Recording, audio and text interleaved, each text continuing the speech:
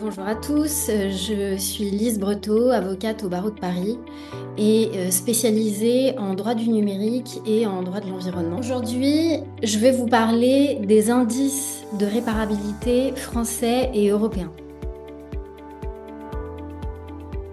Pour favoriser le recours à la réparation, plutôt qu'au rachat de matériel neuf, il a été créé ce qu'on appelle l'indice de réparabilité. C'est un score qui est attribué à certains biens de consommation, notamment les ordinateurs ou les smartphones, qui sont affichés en magasin ou en ligne pour la bonne information des acheteurs sur leur degré de réparabilité.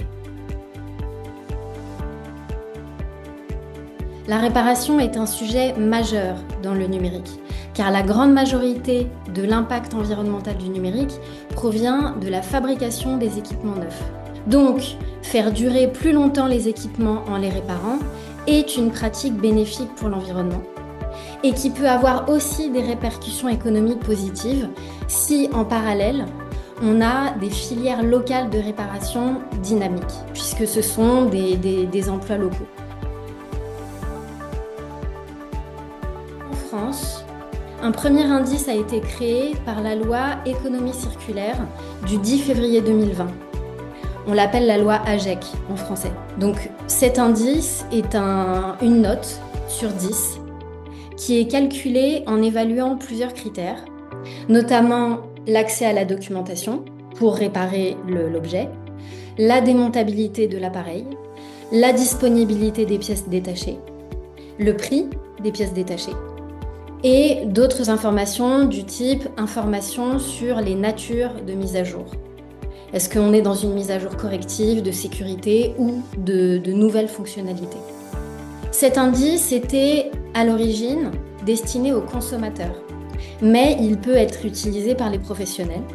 Et la loi a prévu que les acheteurs publics en tiennent compte pour les achats publics. En Union européenne, le législateur européen a repris l'exemple, a repris ce modèle français pour créer un indice de réparabilité européen. Il a été élaboré pour les smartphones dans un texte de juin 2023 et un autre indice est en cours de développement pour les ordinateurs. Le score est plus complexe que la note unique sur 10 française. On a plusieurs scores différents sur une même étiquette, sous forme de lettres ou autres. Le calcul contient des critères similaires à ceux retenus en France, avec quelques différences. Notamment, une des grandes différences, c'est que l'indice européen ne retient pas le prix des pièces détachées. Ce qui est beaucoup critiqué, car en pratique, le prix des pièces impacte directement les décisions de réparation. En termes de mise en œuvre de l'indice français est en place depuis 2021. Il va être remplacé pour les smartphones par l'indice de l'Union européenne courant 2025, à partir du mois de juin. La mise en œuvre de cet indice doit être suivie par les autorités publiques parce que l'indice est calculé par les fabricants et les fabricants s'auto-attribuent un score.